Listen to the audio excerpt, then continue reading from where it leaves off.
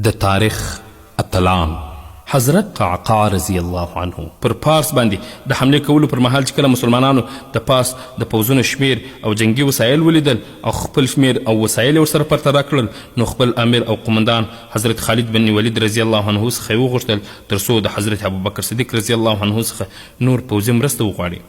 همهغه و چې حضرت ابوبکر صدیق رضی الله عنه څخه یې مرسته وغوښته د هغې خوا څخه حضرت ابوبکر صدیق رضی الله عنه فقط یو کس ورته راواستوي.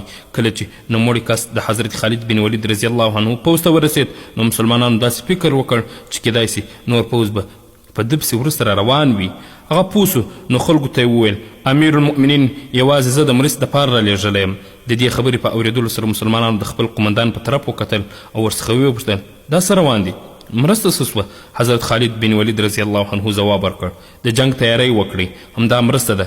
دا دروند شخصیت حضرت قعقاع بن عمر التميمي رضی الله عنه د چا په هکله چې حضرت ابوبکر صدیق رضی الله عنه ویلي وه په پوځ کې د قعقاع ابن عمر رضی الله عنه غږ د زرو پوځیانو څخه غوره دی بلکې دا یې هم فرمایلي وه په کوم پوځ کې چې حضرت قعقاع رضی الله عنه وي هغه پوځ ته څوک ماتې نسي ورکولی. هر مسلمان ته د حضرت قعقاع ابن عمر التميمي رضی الله عنه د سیرت څخه خبرېدل پکار دي.